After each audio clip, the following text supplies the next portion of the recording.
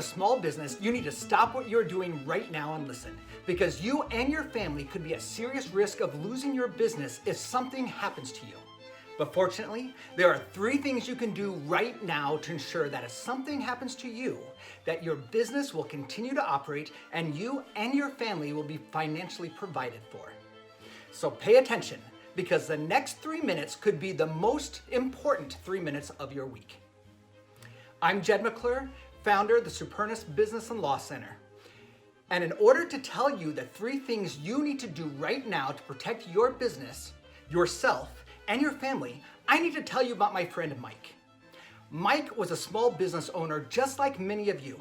After 15 years of hard work, he had built a small construction company worth about $2 million. Mike had several full-time employees and about 3 dozen subcontractors. He was living the American dream. But when it came to running his business, like many small business owners, and many of you out there, Mike was a one-man show. Mike and Mike alone ran the business, handled the accounts, paid the bills, brought in new contracts, and directed the workers. He did it all, and he thought he was invincible. Unfortunately, he wasn't. Mike was in a car accident that left him with severe brain damage. He was in a coma for months, and when he eventually woke up, he had to relearn how to talk and how to walk. It was devastating for him and his family. But what makes this story an even worse tragedy than it already was is what happened to his $2 million business. At first, no one knew what to do with the business. After all, Mike ran everything, and his employees didn't even know exactly what he did from day to day. In addition to not knowing what to do, no one had legal access to the company bank accounts, which meant payroll couldn't be paid, nor could they pay the leases on the equipment or the building. Because it was a business bank account, Mike's own wife didn't have access to the account. And because all their money was tied up in the business, that meant their family wasn't receiving a paycheck, and they struggled to pay their personal bills. Eventually, Mike's wife had to spend thousands of dollars from their retirement savings to get court authority to access the accounts. And even when she eventually got access, she didn't know what to do with the business.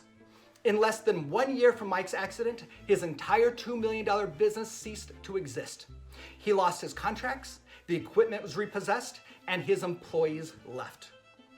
This happened because Mike didn't take the proper steps to protect himself, his business, and his family in case something happened to him. But I'm going to tell you 3 things you should do right now to protect yourself, your business, and your family. So grab a pen and some paper. You'll want to write this down. Number 1, create a durable power of attorney. This is a legal document that authorizes a specific person of your own choosing, your agent, to make certain types of decisions for you while you are still alive, but if you are physically or mentally unable to make decisions. With a power of attorney, you are still in control. You decide who has authority to act, when they have authority to act, and what they are allowed to do with that authority. If Mike had designated a power of attorney with instructions on how to keep the business operating, it may have survived. At the very least, long enough to sell it and walk away with something. But don't think you can simply go online, pay $40 for some automated do-it-yourself program, and then call it done. Those DIY forms, while generally correct in the basics, aren't customized to your unique business and situation. Plus, you just don't know what you don't know. Without extensive experience with this type of document, you might not know what to include, or you might overlook something that could turn out to be very important. Do yourself a favor. Hire a trained professional to make sure it's done right so you can focus on doing what you do best. Number 2, create a revocable living trust. When you own a business, that ownership interest, whether it is a general partnership, an LLC, or corporation, your ownership in that company is an asset owned by you. When you die, you want that asset, the ownership, to pass to your family. A revocable living trust allows you to pass your assets, including your business ownership, to your family or to whomever else you want, without the court's involvement. That's right. A revocable living trust allows for a smooth and private transition of ownership from you to your family or anyone else you choose without the court's involvement. Without a revocable living trust, your family may have to file a petition with the court, publicly publish information about your company, and wait at least 6 months for creditors to come forward. The whole process can take up to a year or more, and then everyone knows the company's private information. So avoid the court. Keep your business affairs private and smoothly transfer your business to the person of your own choosing with a revocable living trust. Finally, number 3, have an insurance policy with a buy-sell agreement. Every business owner should have a life insurance policy. In case of your death, a lump sum of money is paid to your family or the business. This is a great way to help provide for your family in case you are gone. But you also need a disability policy in case you are still alive but unable to work, like my friend Mike. Let's be honest, your family depends on your ability to bring in income.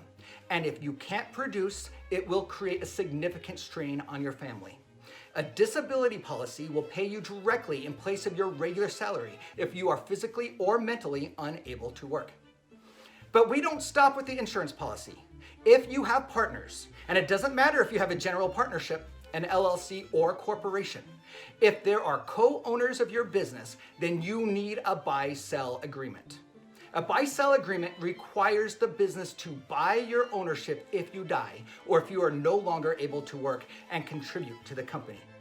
Let's face it, your spouse may be the best person in the world, but they probably don't want to start running your company if you are gone.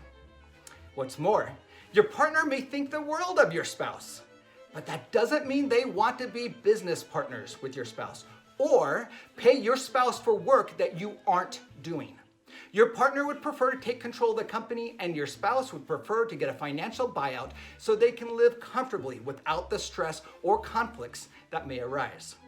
A buy-sell agreement combined with an insurance policy is a powerful tool that, if anything happens to you, allows your partner to buy your share of the company and allows your spouse to get a substantial lump sum of money so they will be provided for. Later this week, I'll be creating another video that discusses the buy-sell agreement in greater detail. So, these are 3 things you should do right now to ensure that if something happens to you, then your business will continue to operate. There will be a smooth transfer of your business to the people of your choice without the court's involvement, and you and your family will be financially provided for. If you have any questions about how to get started creating these very important tools, call me directly. The number is posted below, and let's discuss what is the right approach to you and your unique circumstances. At the Supernus Business and Law Center, your success is our business. So give us a call and let's get to work.